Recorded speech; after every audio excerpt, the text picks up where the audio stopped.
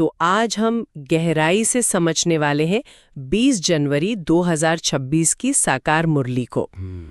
इसमें कुछ बहुत ही गहरे विचार हैं, जैसे परमात्मा की याद एक गुप्त शक्ति कैसे है, और ये कौन सी पढ़ाई है जो हमें जीते जी शरीर से अलग होना सिखाती है।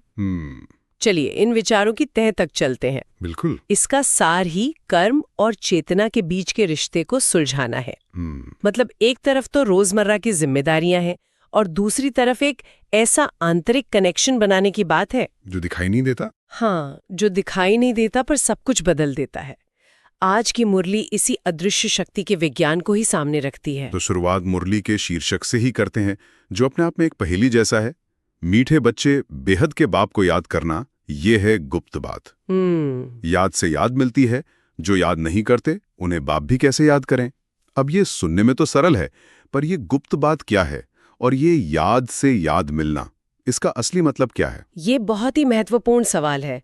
देखिए, मुरली की भाषा में याद का मतलब कोई मंत्र जाप या कोई कर्मकांड नहीं है। अच्छा। ये आत्मा का परमात्मा के साथ एक बहुत ही निजी दिल का रिश्ता है।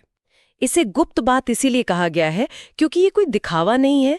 आप बाहर से काम कर रहे हो सकते, लेकिन अंदर चेतना का तार जुड़ा हुआ है। ये आपकी अपनी आंतरिक अवस्था है जिसे कोई दूसरा माप नहीं सकता। अच्छा, तो ये एक तरह से जैसे कोई टू वे रेडियो हो कि जब तक आप यहां से ट्रांसमिट नहीं करेंगे वहां से कुछ रिसीव नहीं होगा। याद से याद मिलती है का यही मतलब है? वाह, क्या एनालॉग है। बिल्कुल यही मतलब है। ये एक तरफा रिश्ता है ही नहीं। जब आत्मा अपने मूल स्वरूप में टिककर परमात्मा को याद करती है तो वहां से शक्तियों और गुणों का प्रवाह शुरू होता है। यही रिटर्न है। और इसी एक लाइन में वो जो सर्वव्यापी होने की धारणा है वो भी खंडित हो जाती है। सही बात है। अगर भगवान हर जगह हैं तो उन्हें अलग से याद करने की जरूरत ही क्यों पड़ेगी? बिल्कुल। ये याद एक सचेतन प्रयास है जिससे एक खास कनेक्शन बनता है। मुरली तो कहती है कि यही इस जीवन की असली कमाई है। इसी मुरली में एक और बहुत दिलचस्प सवाल पूछा गया है जो इस ज्ञान को बाकी सब आध्यात्मिक रास्तों से शायद अलग करता है। हाँ। संगम पर तुम बच्चे कौन सी पढ़ाई पढ़ते हो जो सारा कल्प नहीं पढ़ाई जाती? और इसका जवाब तो चेतना के सबसे गहरे स्तर पर काम करने की बात करता है। मुरली का जवाब है जीते जी शरीर से न्यारा, अर्थात मुर्दा बनने की पढ़ाई अभी पढ़ते हो क्योंकि तुम्हें कर्मातीत बनना है। जीते जी मुर्दा बनना, ये शब्द सुनकर तो कोई भी चौंक सकता है। इसका मतलब क्या कर्म संन्यास लेना है, सब कुछ छोड़ देना है? नहीं, बिल्कुल नहीं। बल्कि इसका मतलब है कर्म करते हुए उसके असर से मुक्त होना। यही कर्मातीत अवस्था है। अच्छा। इसे ऐसे समझें कि आप एक ट्रस्टी हैं। आप किसी कंपनी की सारी जिम्मेदारियां निभा रहे हैं, लेकिन आप जानते हैं कि आप उसके मालिक नहीं हैं। जिम्मेदारी पूरी है पर लगाव और बोझ नहीं है। शरीर में रहते हुए कर्म तो करना ही है, लेकिन देह के अभिमान से, मतलब मैं ये शरीर हूं की भावना से मुक्त होकर। वाह, मतलब जैसे कोई वीडियो गेम खेल रहा हो। आप कैरेक्टर को कंट्रोल कर रहे हैं, हर मिशन पर जा रहे हैं, उसे मुश्किल से बचा रहे हैं, पर आपको गहराई से पता है कि आप वो कैरेक्टर नहीं है। आप तो प्लेयर हैं जो स्क्रीन के बाहर बैठा है। क्या यही भाव है? इससे बेहतर उदाहरण हो ही नहीं सकता। बिल्कुल यही भाव है। आप खेल में पूरी तरह शामिल हैं, पर खेल के हार जीत के भावनात्मक असर से मुक्त हैं। और यहीं पे मुरली एक और आम धारणा को ठीक करती है। कौन सी? लोग कहते हैं मन जीते जगत जीत। हाँ, ये तो बहुत प्रचलित कहावत है, पर मुरली इससे सहमत नहीं है। मुरली कहती है कि मन पूरी तरह शांत, मतलब अमन, तो सिर्फ मूल वतन में हो सकता है, आत्मा के घर में, जहां आत्मा शरीर में नहीं होती। अच्छा। शरीर में रहते हुए विचार तो चलेंगे ही, इसलिए लक्ष्य मन जीते जगत जीत नहीं, बल्कि माया जीते जगत जीत है। मतलब मन के विचारों को जबरदस्ती रोकने की कोशिश करने के बजाय माया के जो मुख्य आकर्षण हैं उन पर विजय पानी है। बिल्कुल, विचारों को नियंत्रित नहीं करना है, उन्हें सही दिशा देनी है। समझ गई। इसी मुरली में एक पुराने गीत का भी जिक्र आता है, रात के राही थक मत जाना। इसका क्या कनेक्शन है यहाँ? ये गीत भक्ति और ज्ञान के बीच एक पुल की तरह है। यहाँ रात का मतलब है अज्ञानता का अंधेरा, यानी भक्ति मार्ग, जहाँ आत्मा ईश्वर को पुकार रही है, ढूंढ रही है। हाँ, पर उसे जानती नहीं, पहचानती नहीं। प्रभात का मतलब है ज्ञान का प्रकाश, जब बाप खुद आकर अपना और इस सृष्टि चक्र का परिचय देते हैं। और मंजिल? मंजिल है शांतिधाम, आत्मा का असली घर, और सुखधाम यानी स्वर्ग।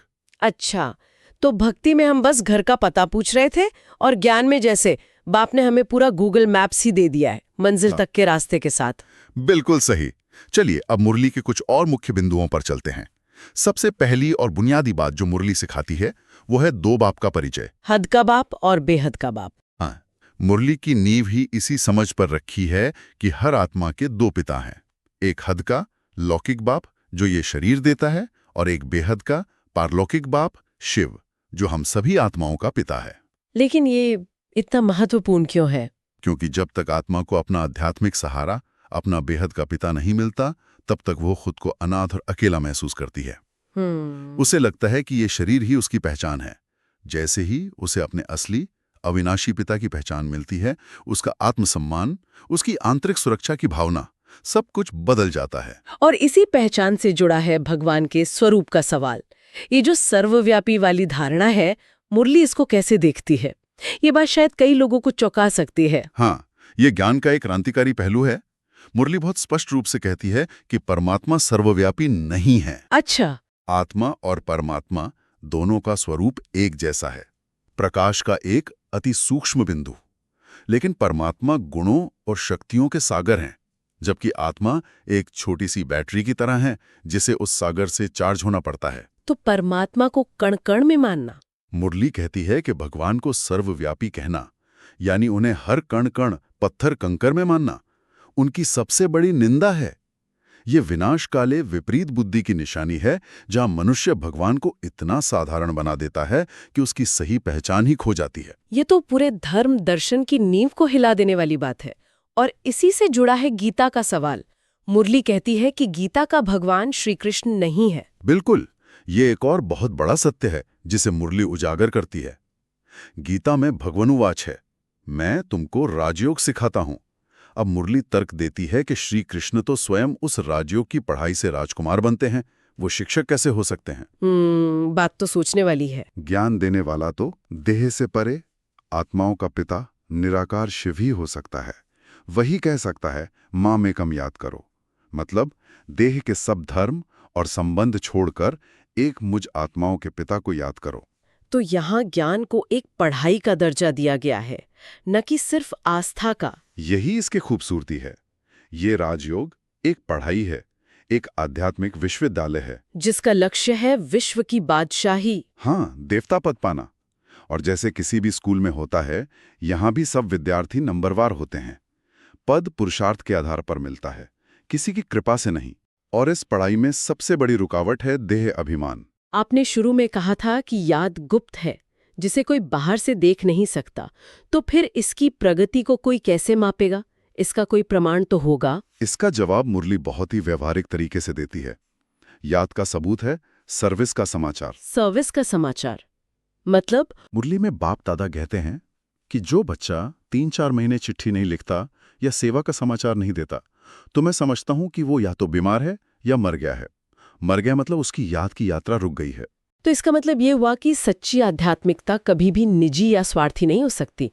अगर अनुभव सच्चा है तो वो ज्ञान और शांति अपने आप बाहर की तरफ बहेगी ही, सेवा के रूप में। एकदम सही पकड़ा आपने। सच्ची याद आपको निष्क्रिय बना ही नहीं सकती। अगर आपको कोई खजाना मिलता है तो आप उसे अपने प्रियजनों के साथ बांटना चाहेंगे ना? बिल्कुल। ज्ञान भी खजाना है। तो सच्ची याद वाला बच्चा अपने अनुभव, अपनी खुशी दूसरों के साथ जरूर बांटेगा। याद और सेवा एक ही सिक्के के दो पहलू हैं। और सेवा करने के लिए एक मजबूत आत्मसम्मान और ज्ञान की स्पष्टता चाहिए। क्या स्वदर्शन चक्रधारी बनने का कॉन्सेप्ट इसी के लिए है? अपनी 84 जन्मों की कहानी को बुद्धि में फिराना, ये जानना कि मैं कौन हूं, कहां से आई हूं और अब मुझे कहां जाना है। मैं ही पूज्य थी, फिर पुजारी बनी, और अब फिर से बाप से ज्ञान लेकर पूज्य बन रही हूं। ये 84 के चक्र का ज्ञान सिर्फ जानकारी नहीं है, ये एक चेतना है। इस चक्र को याद करने से बुद्धि पत्थर से पारस बन जाती है, मतलब दुनिया को और खुद को देखने का नजरिया ही बदल जाता है। तो अगर हमें आज की इस पूरी चर्चा को कुछ मुख्य बिंदुओं में समेटना हो तो वो क्या होंगे? मेरे हिसाब से 4 मुख्य बातें हैं। पहला, याद एक गुप्त, निजी और दो तरफा रिश्ता है। दूसरा, कर्मातीत अवस्था का लक्ष्य कर्म छोड़ना नहीं, बल्कि देह अभिमान से मुक्त होकर कर्म करना है, जैसे एक ट्रस्टी। ठीक है। तीसरा, ये एक पढ़ाई है जिसमें पद पुरुषार्थ से मिलता है। और चौथा, सच्ची याद का सबसे बड़ा प्रमाण है सेवा। ज्ञान को अपने तक रखना आध्यात्मिक मृत्यु की निशानी है। बहुत स्पष्ट। तो अब सबसे जरूरी सवाल, इस ज्ञान को जीवन में कैसे उतारें? मुरली धारणा के लिए 2 बहुत सुंदर बिंदु देती है। पहला है, शरीर में रहते हुए स्वयं को आत्मा समझ जीते जी मुर्दा बनने का अभ्यास करना है। इसे रोजमर्रा की भाषा में समझें तो इसका मतलब है किसी भी परिस्थिति में रिएक्ट करने से पहले एक पल का पॉज लेना और खुद से पूछना, अगर मैं सिर्फ एक आत्मा हूं, इस ड्रामा में एक एक्टर, तो इस सीन में मेरा बेस्ट पार्ट क्या होगा? ये छोटा सा अभ्यास हमें भावनाओं में बहने से रोक सकता है। हाँ, और शांत होकर सही कर्म करने की शक्ति देता है। और दूसरा बिंदु है, देह भान छोड़ सच्चा सर्विस समाचार देकर पास विद ऑनर बनने का पुरुषार्थ करना है। यह हमें आत्मनिरीक्षण और ईमानदारी के लिए प्रेरित करता है। यह सिर्फ दूसरों को समाचार देने की बात नहीं है, बल्कि अपने आप से और बाप से सच्चा रहने की बात है। या गायब, क्या मेरा आंतरिक कनेक्शन बना रहा या मैं दिन भर की बातों में पूरी तरह खो गया? ये सवाल खुद से पूछना बहुत जरूरी है। आज का वरदान भी बहुत शक्तिशाली है। अपने शांत स्वरूप स्टेज द्वारा शांति की किरणें फैलाने वाले मास्टर शांति सागर भव। ये एक बहुत बड़ी जिम्मेदारी है। आज की इस अशांत दुनिया में सिर्फ खुद शांत रहना काफी नहीं है। वरदान कहता है कि आपकी शांति में इतनी शक्ति हो कि उससे निकलने वाले वाइब्रेशंस दूसरों की अशांति को भी खत्म कर दें। मास्टर शांति सागर मतलब बाप समान। हाँ, शांति का स्रोत बनना, सिर्फ शांति लेना नहीं बल्कि हर किसी को शांति देना। और स्लोगन है, बाप के सर्वगुणों का अनुभव करने के लिए सदा ज्ञान सूर्य के सम्मुख रहो। ये बहुत सुंदर उपमा है। जैसे भौतिक सूर्य के सामने खड़े होने से गर्मी और प्रकाश स्वाभाविक रूप से मिलते हैं, वैसे ही ज्ञान सूर्य परमात्मा की याद में उनके सम्मुख रहने से उनके गुण हमारे अंदर अपने आप आने लगते हैं। हमें बस अपनी बुद्धि का कनेक्शन जोड़े रखना है। अंत में अव्यक्त इशारे में समय, संकल्प और शक्ति की बचत की बात है और एक खास अभ्यास बताया गया है बिंदी रूप स्थिति का। हाँ, ये एक तरह का क्या कहते हैं, आध्यात्मिक कवच है। बिंदी रूप की स्थिति का मतलब है चेतना को उसके मूल स्वरूप में टिकाना। मैं आत्मा एक प्रकाश का बिंदु और मेरा पिता परमात्मा भी एक प्रकाश का बिंदु, बाकी सब विस्तार है। बिल्कुल, यह अभ्यास व्यर्थ संकल्पों के तूफान से बचाता है जो हमारी सारी मानसिक ऊर्जा खत्म कर देते हैं और हमें किसी भी पुराने नकारात्मक संस्कार के प्रभाव से सुरक्षित रखता है। तो आज हमने परमात्मा की याद को एक गुप्त शक्ति के रूप में देखा, कर्मातीत अवस्था को जीते जी मुक्ति के रूप में समझा और ज्ञान को एक ऐसी पढ़ाई के रूप में जाना जो हमें आत्मसम्मान और विश्व कल्याण की जिम्मेदारी देती है। अगर हम इन सब बातों को जोड़कर देखें तो यह मुरली आत्म परिवर्तन का एक पूरा रोड मैप है। और यहाँ श्रोताओं के लिए एक गहरा विचार छोड़ जाते हैं। जी, मुरली बार बार कहती है कि यह ड्रामा हूबहू रिपीट होता है। अगर हर शब्द, हर विचार, हर कर्म जो इस क्षण में हो रहा है वो अनगिनत बार हो चुका है और अनगिनत बार होगा, तो फिर इस क्षण में हमारे पुरुषार्थ और हमारी स्वतंत्र इच्छा का क्या महत्व है? मीठे मीठे सिकिले धे बच्चों प्रति मात पिता बाप दादा का याद, प्यार और गुड मॉर्निंग। रूहानी बाप की रूहानी बच्चों को नमस्ते। ओम शांति।